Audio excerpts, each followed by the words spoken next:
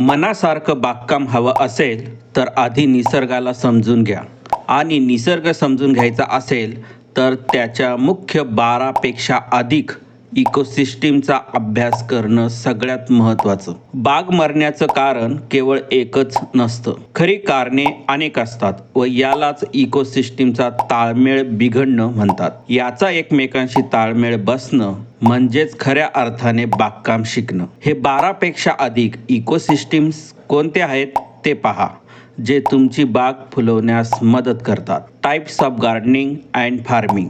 Why organic. Space and natural resource management. Scientific soil and preparation. Hybrid setup and design. Sunlight, water and environment science. Home composting science.